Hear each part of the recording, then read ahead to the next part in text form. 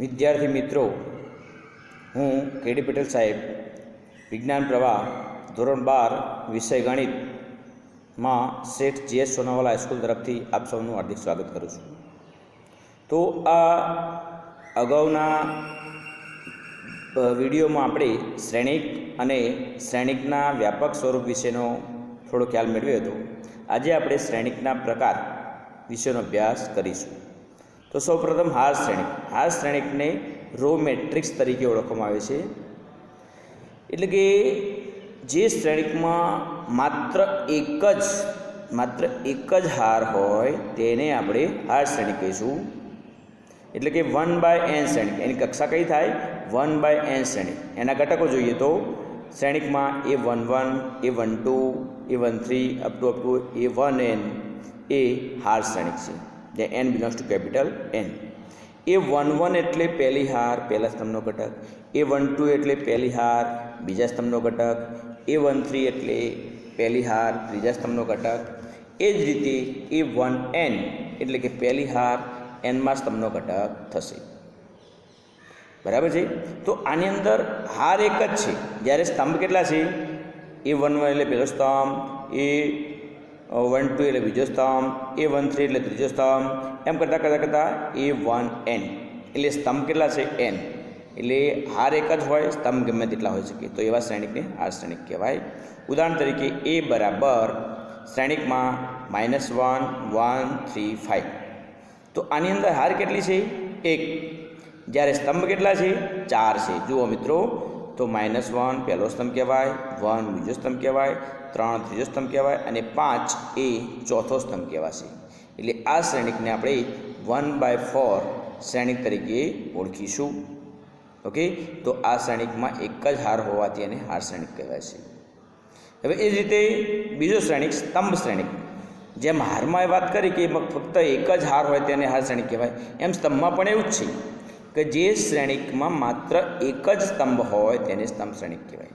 સ્તંભ એક જ હોય જ્યારે હાર ગમે તેટલી હોઈ શકે, તો એને આપણે m/n શ્રેણિક તરીકે ઓળખીશું.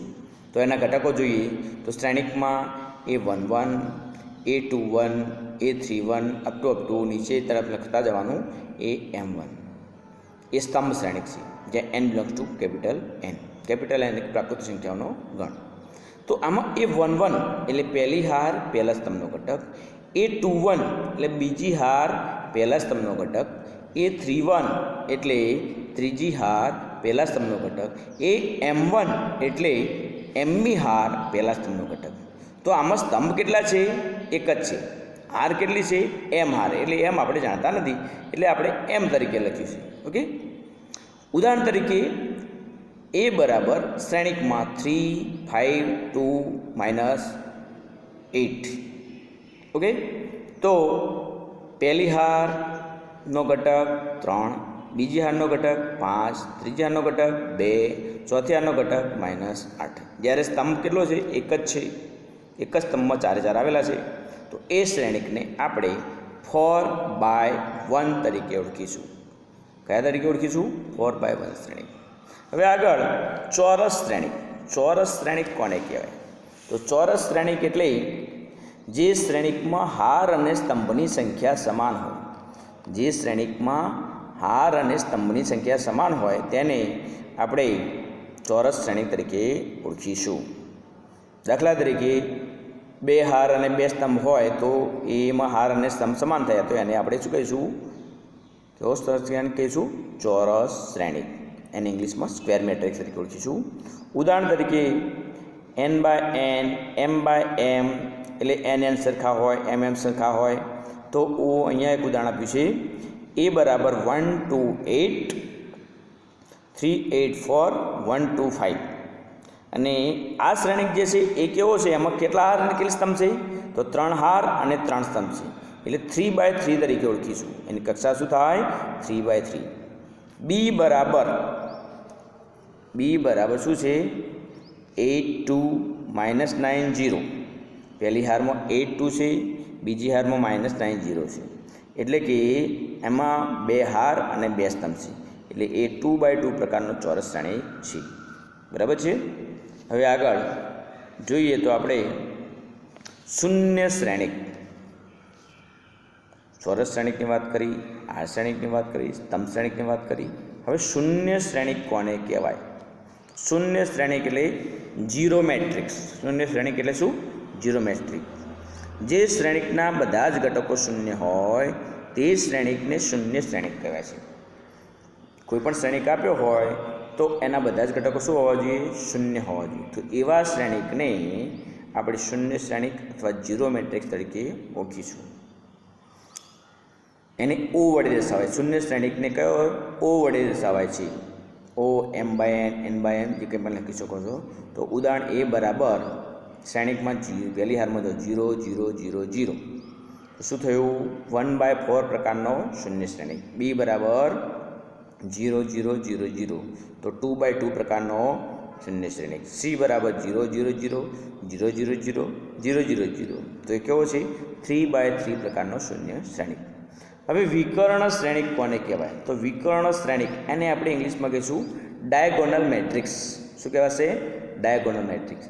જે ચોરસ શ્રેણિકના અગ્ર વિકર્ણ સિવાયના બધા જ ઘટકો શૂન્ય હોય તેને વિકર્ણ શ્રેણિક કહેવાય. એટલે યાદ રાખજો વિદ્યાર્થી મિત્રો, વિકર્ણ શ્રેણિકમાં એ શ્રેણિક ચોરસ શ્રેણિક હોવો જોઈએ. એટલે કે એમાં હાર અને સ્તંભની સંખ્યા સમાન હોવી જોઈએ તો જ વિકર્ણ શ્રેણિક મળે, નહીંતર બીજા શ્રેણિકમાં વિકર્ણ શ્રેણિક મળતો નથી.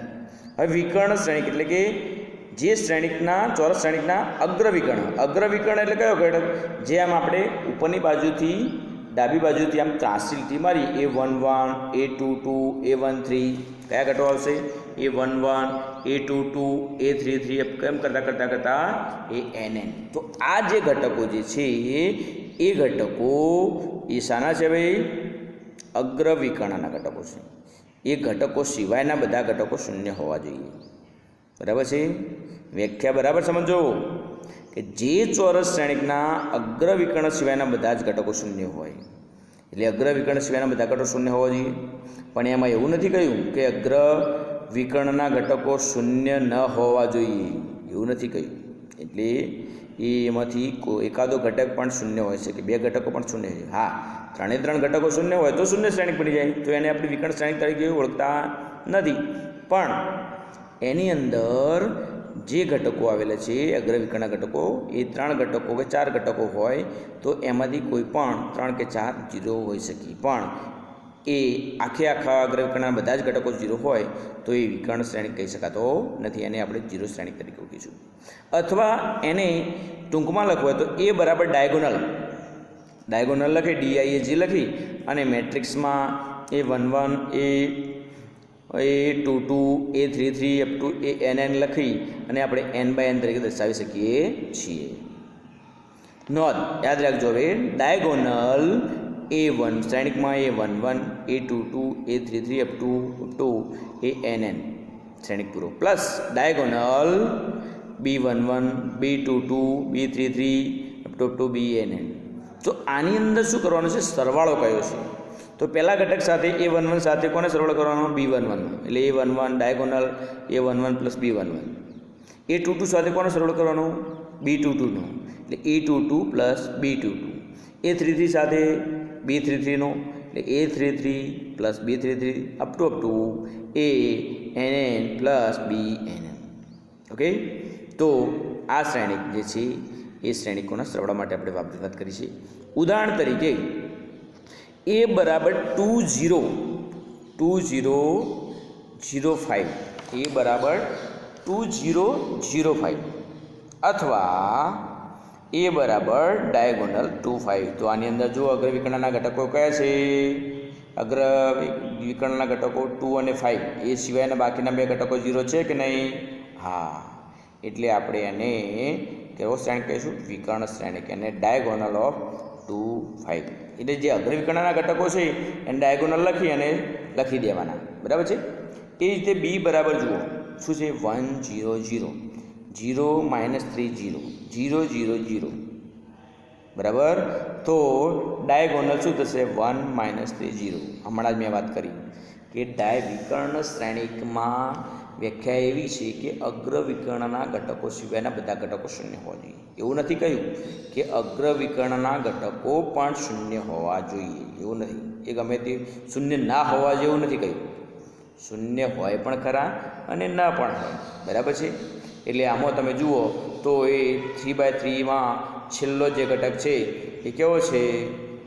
ત્રીજો જે અગ્રવિકર્ણ જે છે એનો ઘટક છેલ્લો ઘટક શું છે? 0 છે. એટલે એને આપણે એ ડાયગોનલ શ્રેણી તરીકે, બાકીના બે તો 0 નથી ને, એટલે આપણે એને ડાયગોનલ શ્રેણી તરીકે ઓળખશું. ઓકે, ચલો હવે આગળ. ઉધ્વર ત્રિકોણીય શ્રેણિક. ઉધ્વર ત્રિકોણીય શ્રેણિક કોને કહેવાય? આનો અભ્યાસ તમારે 12મા ધોરણમાં આપણા બોર્ડની અંદર નથી પણ ક્યારેક ગુજકેટ કે JEEની એક્ઝામમાં પૂછાઈ શકે છે, બરાબર. તો જે ચોરસ શ્રેણિકના વિકર્ણની નીચેના બધા જ ઘટકો શૂન્ય હોય તે શ્રેણિકને ઉધ્વર ત્રિકોણીય શ્રેણિક કહેવાય છે. તો આની અંદર ઉદાહરણ તરીકે જોઈએ આપણે તો A બરાબર 8, 9, 0, 4. તો આમાં શું છે? અગ્રવિકર્ણ ઘટકો 8, 4 છે. હા, તો 8ની નીચે 0 છે કે નહીં? હા. કોઈ કહે છે કે સાહેબ 4ની નીચે 0 નથી, પણ 4ની નીચે 0 મૂકવા જઈએ તો એ પાછું શ્રેણીનો હાર વધી જાય, એટલે એ તો ચાલે નહીં. હવે બીજો શ્રેણિક છે A બરાબર 8, 5, 8, 0, 1, 4, 0, 0, 7, બરાબર છે. તો આ જે શ્રેણિક છે એમાં 8 જે છે એના નીચેના જે ઘટકો જે છે એ બધા જ કેવા છે? 0, 0 છે. હવે એ 2, 2 ઘટક જોઈએ તો 1 છે.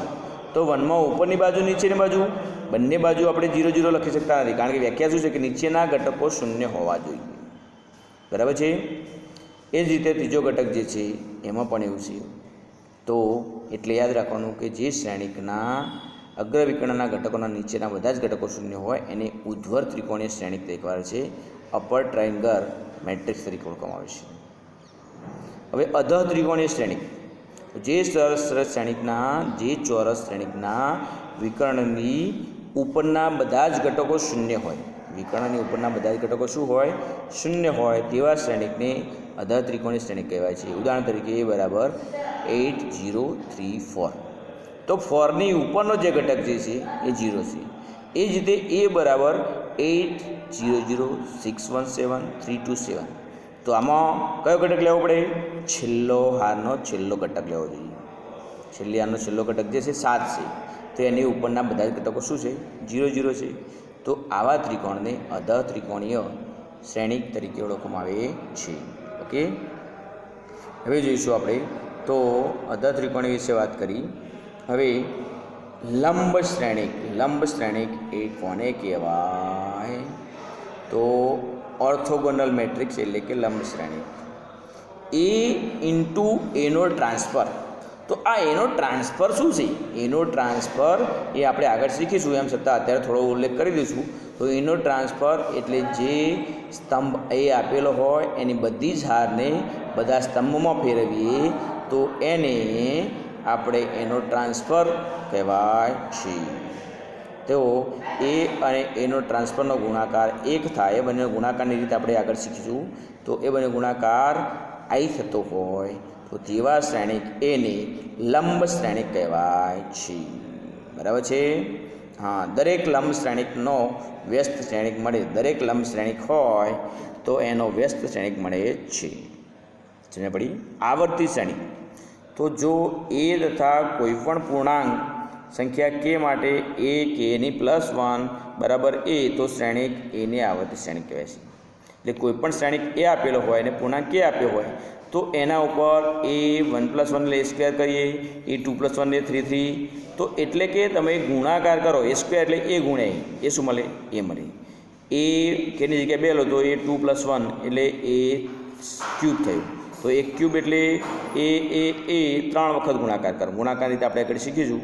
તો એ બધો ગુણાકાર કરીને જો એ પોતે જ મળતો હોય તો એવા શ્રેણિકને આપણે આવર્તી શ્રેણિક કહીશું. બે શ્રેણિકોનો સરવાળો. તો A બરાબર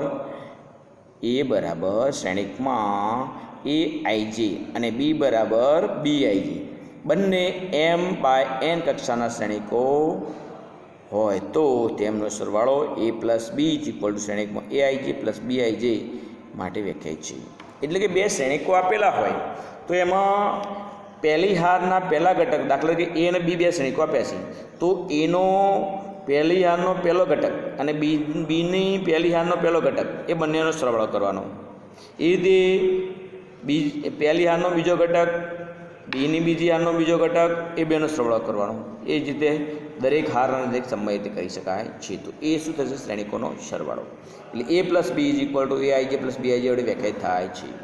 હવે આગળ જોઈએ આપણે તો જો શ્રેણિકના સરવાળા માટે તેની કક્ષા સમાન હોય, બે શ્રેણિકના સરવાળા માટે તેમની કક્ષા સમાન હોવી જરૂરી છે. બે શ્રેણિકના સરવાળા માટે તેમની કક્ષા કેવી હોવી જોઈએ? સરખી હોવી જોઈએ. નંબર 2 સમજ પડી ને ભાઈ? બે શ્રેણિકનો સરવાળો કરવો હોય તો તેમની સમાન કક્ષા હોવી જોઈએ. કેમ એવું? કારણ કે દાખલા તરીકે એ બરાબર હું 1 2 3 4 લઉં અને બી બરાબર -1 1 2 3 1 2 4 1 0, તો આમાં એના બે હાર અને બે સ્તંભ છે. તો એ બે હાર અને બે સ્તંભના ઘટકોના સામે બી હાર જે છે એના બે હાર અને બે સ્તંભ ઘટકો સાથે સરવાળો થશે, પણ બાકીની ત્રીજી હાર અને ત્રીજો સ્તંભ જે છે બીનો, એનો સરવાળો કોની સાથે કરવાનો આપણે? એટલે સરવાળો શક્ય નથી. ઓકે, આગળ આપણે શ્રેણિકના ઉદાહરણના ગુણધર્મો વિશે શ્રેણિકના ગુણધર્મો વિશે આપણે આગળના ભાગમાં એનો અભ્યાસ કરીશું.